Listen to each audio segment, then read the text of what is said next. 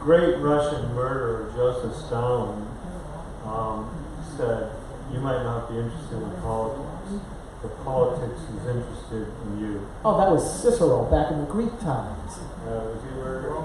A philosopher who died.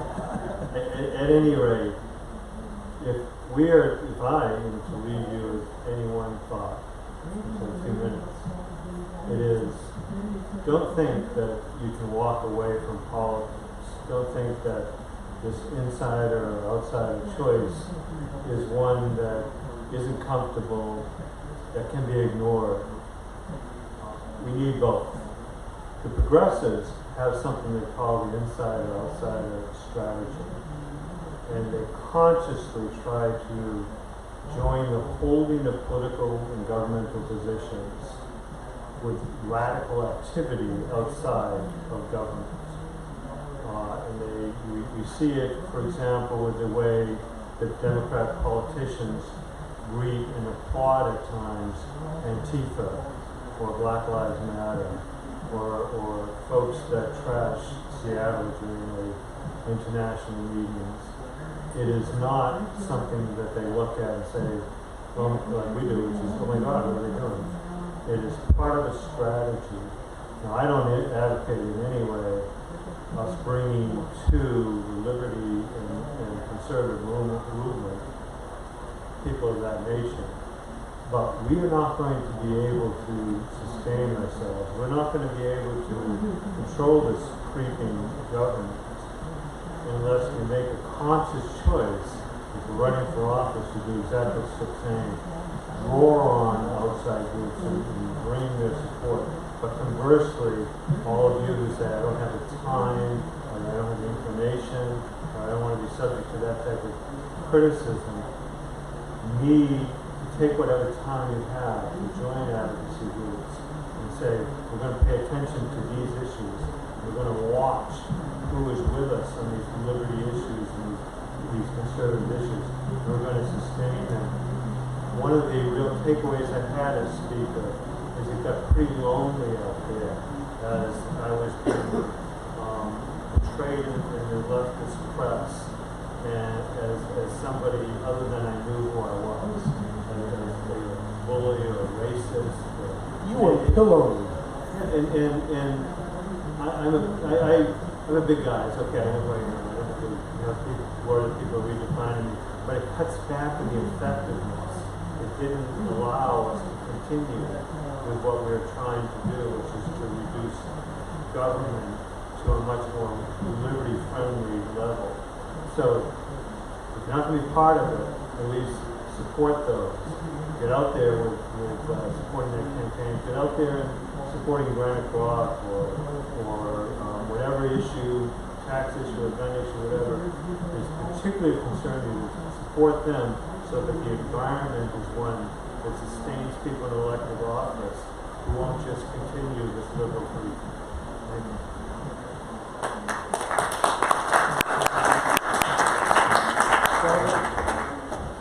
The founders of America believed in a very limited government, an expansive civil society that would be a buffer between a larger group of individuals. I don't think this is great news to any of you here. Most people believe I live my life up here. Maybe they're concerned with a couple levels down with government. They believe that government should be acting down here. And that's what the founders really thought. A floor, not an overarching canopy. The progressives understand that most people don't pay attention. And that's why I'm saying, along with Bill, it's time to activate, because the Democrats, the progressives, the statists, the socialists, those that would take liberty and freedom away, have been steadily moving government up and up and up since the time of Woodrow Wilson, FDR, LBJ, Obama, and they're continuing on now if you listen to any of the 2020 Democrat presidential wannabes. They want government to be the overarching emphasis in your life. Obama's The Life of Julia is a perfect example. We have to be able to say, unfortunately, we have to fight that notion. So even though I know a lot of libertarians that are here, or conservatives that are here with libertarian meetings, understand I just want to do what I want to do. Unfortunately, I look at what the progressives are doing as an existential threat to liberty. I can't run for office. I made a promise to my wife not to seek office any higher than budget committee. But I can do granite rock. That's my effective way of doing it. I urge you to activate yourselves if you are not already there, to start in with tiny, teeny little steps. Go to some progressive websites, take it to them, and leave a little comment. You'll get pilloried, as I just said, but you're going to make a beachhead. I do this all the time because, well, like I said in the beginning, we annoy people.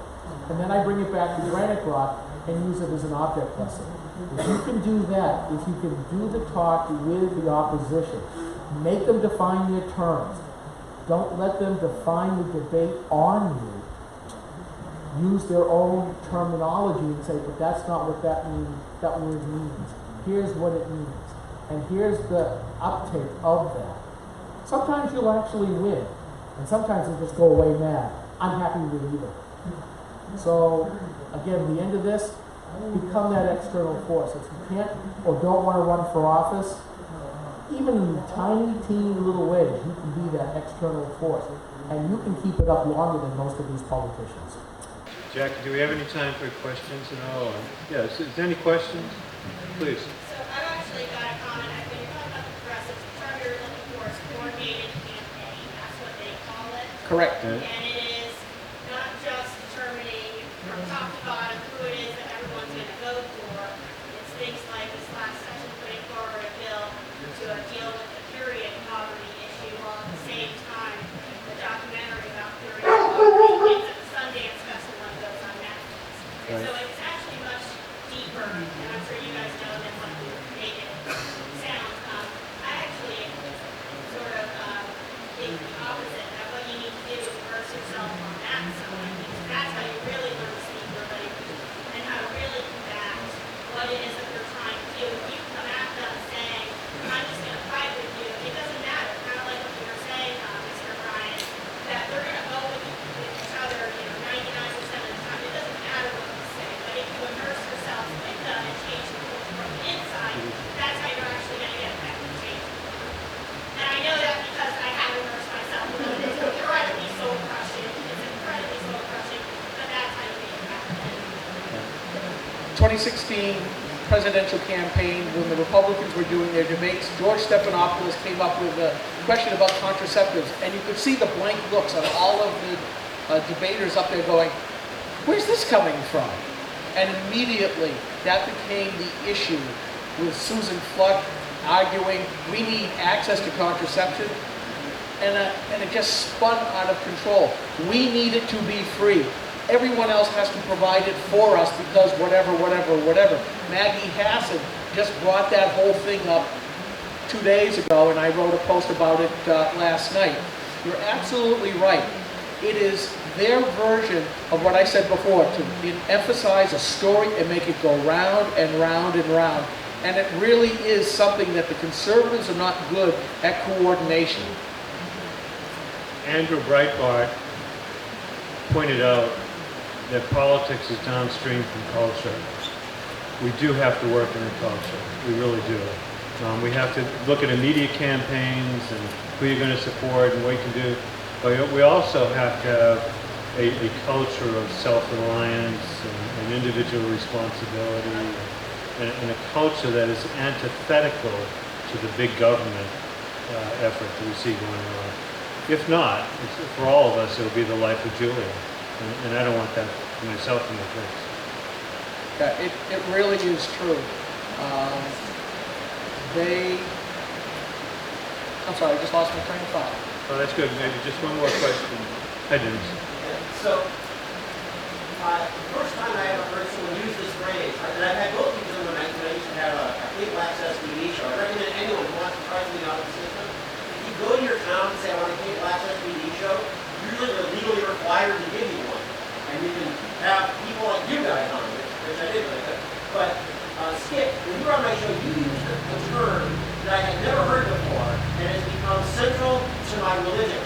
You said that you were going after the scalps of the politicians that you think. And I want you to tell Yep. us a little bit about the tools and the methods and just the idea of going after scalps.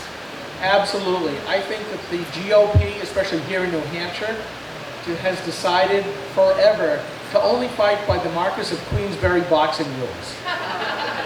The progressives, on the other hand, are utilizing MMA street fighting. We decided, Doug and I, is that the Republicans are ineffective. If those are going to be the rules, we will fight by those rules and we'll do it better because you guys had Saul Alinsky. You don't know that we've read Saul Alinsky, and I use Alinsky all the time. And it's wonderful because they hate it when their own rules are used against them. You have to do that. And Dennis, thank you for reminding me of that scalp quote because I had totally forgotten about it.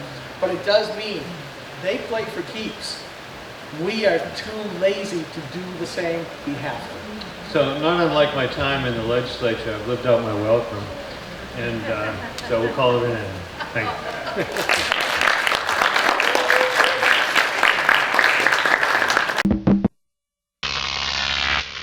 Croc TV.